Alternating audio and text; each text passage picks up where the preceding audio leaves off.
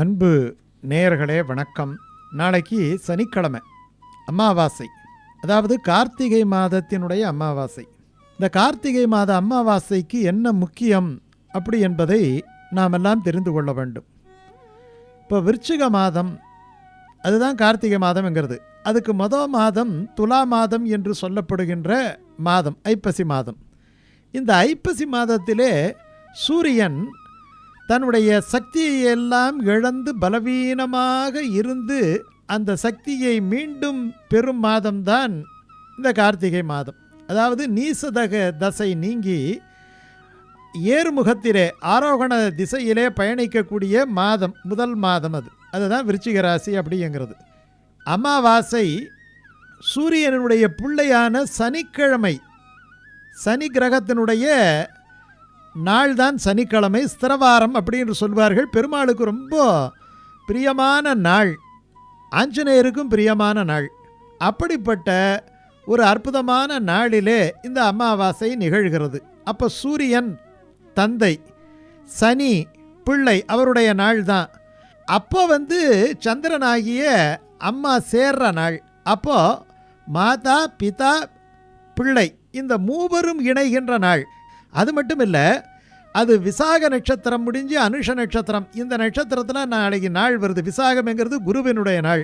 அந்த குருவினுடைய பார்வையும் ரிஷபராசியிலிருந்து இந்த விருச்சிக ராசிக்கு விழுகிறது.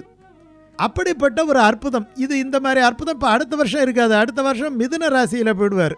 அப்படிப்பட்ட ஒரு அற்புதமான நாள் தான் இந்த அமாவாசை நிகழ்கின்ற நாள்.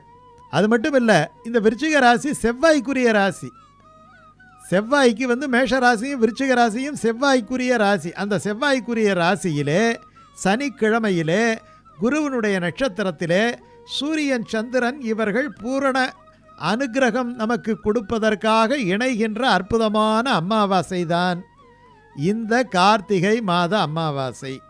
அன்னைக்கு மாலையில் ஆலயங்களுக்கு சென்று அவசியம், மற்ற நாளில் எல்லாம் கோயிலுக்கு போகிறோமோ இல்லையா, சனிக்கிழமையாக வேற இருக்குது இல்லையா, நீங்கள் ஆஞ்சநேயர் கோயிலுக்கோ பெருமாள் கோயிலுக்கோ ஒரு முழம் துளசி எடுத்துக்கிட்டு போயிட்டு நாளைக்கு சமர்ப்பணம் பண்ணி அந்த தெய்வத்தை பிரார்த்தனை செய்து கொண்டு வந்தால் நமக்கு முன்னோர்களுடைய அந்த ஆசையும் தெய்வத்தினுடைய ஆசையும் கிடைக்கும்.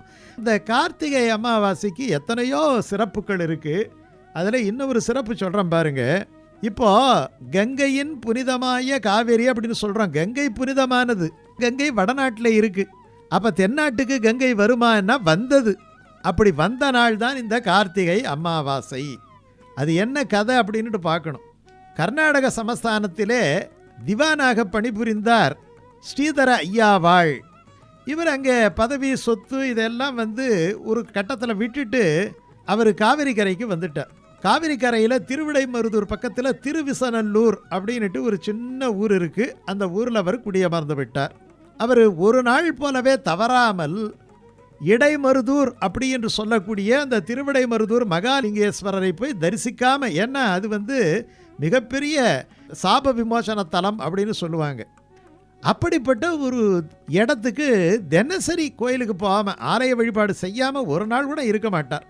அந்த ஆலய வழிபாடு செஞ்சுட்டு தான் அன்னைக்கு உணவை உட்கொள்வார். அவ்வளோ பெரிய சிறந்த சிவபக்தர் அவர். கார்த்திகை மாதத்தில் அவருக்கு அவர் வீட்டில் ஒரு விசேஷம் வந்தது. இதே மாதிரி ஒரு சிரார்த்த தினமாக போயிடுச்சு.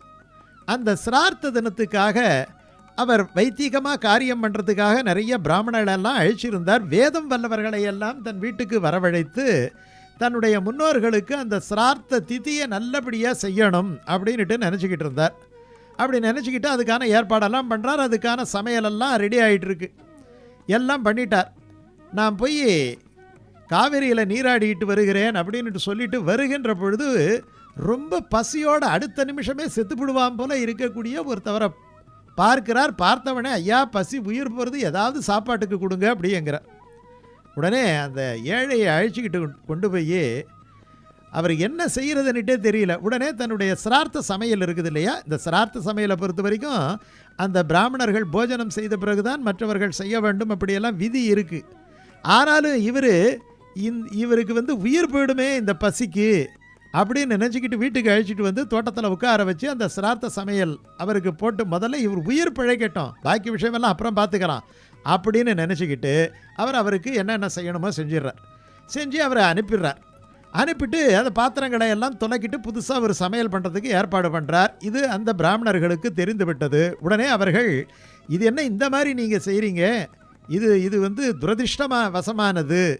இப்போ நாங்கள் உங்கள்கிட்ட இந்த சிரார்த்த விஷயங்களை எல்லாம் இனிமேல் நாங்கள் மேற்கொண்டு செய்ய மாட்டோம், நீங்கள் மிகப்பெரிய ஒரு தவறை செய்து விட்டீர்கள் அப்படின்ட்டு அவங்க எல்லாம் ஏஞ்சி போகிறதுக்கு ரெடி ஆகிட்டாங்க. இனிமேல் நாங்கள் உங்கள் வீட்டில் சாப்பிட மாட்டோம், நீங்கள் செய்யாதீங்க, நீங்கள் எப்படி சிரார்த்த சமையலை கொண்டு போய் யாரோ ஒருத்தவருக்கு கொண்டு போய் போடலாம் அப்படி இப்படின்ட்டு கோச்சிக்கிட்டு அவங்க கிளம்பிடுறாங்க. இதெல்லாம் வம்பா போயிடுச்சு அப்படின்ட்டு நினைக்கிறேன். ஆனாலும் கூட பார்த்திங்கன்னா உங்களுக்கு அவர் வீட்டில் அந்த தெய்வமே, திருவிடைமருதூர் தெய்வமே அந்த சிரார்த்தத்தை நிறைவேற்றி கொடுத்தது அப்படின்னு சொல்கிறாங்க. ஆனால் அதுக்கு முன்னாடி அவர் ஒரு விஷயத்தை கேட்குறாரு அவங்கக்கிட்ட, ஐயா எப்படியோ செஞ்சிட்டேன், ரைட்டு, செஞ்சு போச்சு, இப்போ இதுக்கு எதுவாக இருந்தாலும் ஒரு பிராயச்சித்தம் இருக்குது இல்லையா, இதுக்கு என்ன பிராயச்சித்தம்னு கேட்கும்போது அவங்க சொல்கிறாங்க, இப்போயே நீ போய் கங்கையில் நீராடிட்டு வரணும். காவிரி கரை எங்கே இருக்குது, திருவிசநல்லூர் எங்கே இருக்குது, காசி எங்கே இருக்குது, எப்படி போக முடியும்? அந்த காலத்தில் பஸ் வசதி எல்லாம் கிடையாது, நடந்து போகணும்னாலே 5 மாதம் 6 மாதம் ஆகும், இது சாத்தியமா?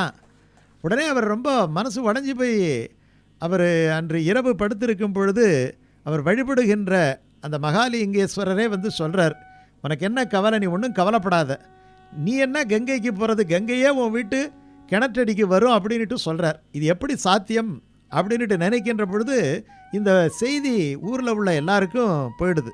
இதென்ன பைத்தியகாரத்தனமாக இருக்கே அப்படின்ற நினைக்கின்ற பொழுது அடுத்த நாள் காலையில் இவர் அந்த கிணற்றடியில் நின்று கொண்டு கணீர் என்று கங்காஷ்டகம் அப்படின்ட்டு கங்கையை பற்றிய ஒரு துதி, அந்த துதியை கடன்னுட்டு அவர் சிறந்த பண்டிதர் இல்லையா, அப்படியே மனதார மனம் உருகி உருகி உருகி அங்கே கங்கை அஷ்டகத்தை சொல்கிறார். 4 பாட்டு முடிஞ்சிடுச்சு, எல்லாரும் பார்க்குறாங்க, இதென்ன விஷப்பரீட்சை அப்படின்ட்டு நினைக்கிறாங்க. ஆனால் 5வது பாடல் பாடுகின்ற பொழுது அந்த கிணற்றில் ஆழத்திலே இருந்த நீர் குபு குபு குபு குபு என்று பொங்கி கிணற்றின் மேலே வழிந்து அந்த ஊர் தெருவெல்லாம் ஒழுகிட்டே அப்படியே கம்ப்ளீட்டாக கங்கை பிரவாகமாக பரவி கொண்டிருந்ததை பார்த்த உடனே அவர்கள், ஆகா, ஒரு மகான் கூப்பிட்டா அந்த கங்கையே இவர் வீட்டு கிணற்றிலே பிரசன்னமாகும் என்பதை புரிந்து கொண்டு அவரிடத்திலே மன்னிப்பு கேட்டார்கள் அப்படிங்கிற கதை. அப்படி அந்த கங்கை இவருடைய கிணற்றுக்கு வந்த நாள், புனிதமான கங்கை கிணற்றுக்கு வந்த நாள். ஏன்னா நம்ம தர்ப்பணம் பண்ணுகின்ற பொழுது கங்கையை நினைப்போம், அந்த கங்கையே பிரசன்னமான நாள் தான் இந்த கார்த்திகை மாதம் அமாவாசை நாள்.